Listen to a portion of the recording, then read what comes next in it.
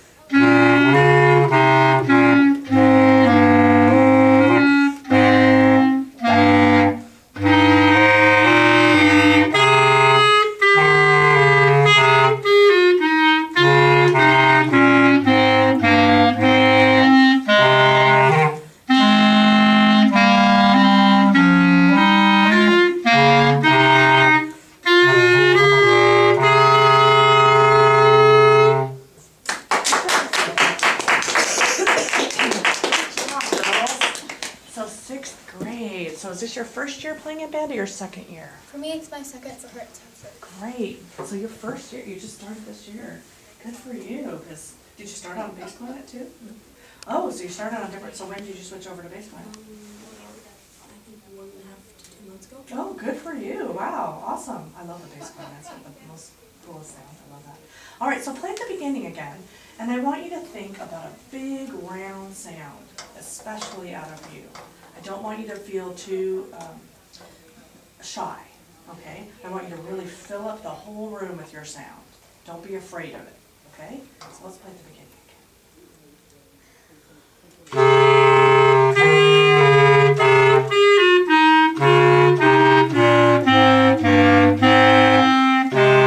again. That's much nicer. Keep going. Let's keep going.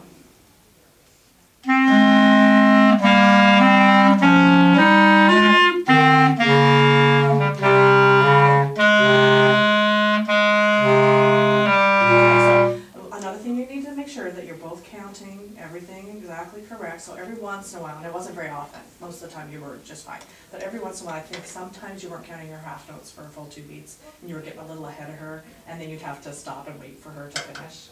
Or the other way around. She would be ahead of, no, well, whatever I just said. I noticed that your tone changed as you went, so it's when you go over the break that it gets hard, right? Mm-hmm. Okay, so you just want to practice practice tone exercises. Have you ever done those? Yeah. Where you just do whole tones, going up over the break to see if you can match that same beautiful round, dark sound that you're getting in your lower register into the break, because I know that's hard. It's really hard. And you're doing a really good job, but it's still a little thin when you go over the break, and I would like to hear you a little more round. Maybe just drop your jaw a little bit on the inside. Keep your embouchure the same, but kind of open up the back of your throat. So start at the beginning again, and just think about that. Open up the back of your throat a little bit when you play. Okay, ready? Okay, so I just want to hear you play at the beginning. Just play at the very beginning. Okay, let's just play that first note and hold it. Now see if you drop the back of your jaw a little bit. So it feels like, it's almost like you have, like you're going ah in the back of your mouth, but your embouchure stays the same. So I know over the break, because you are over the break there, right? Not quite yet. Okay. It's a little reedy in the middle there. So just kind of drop in the back. Kind of feel like your tongue is lower. There we go. Now a little more. Right there.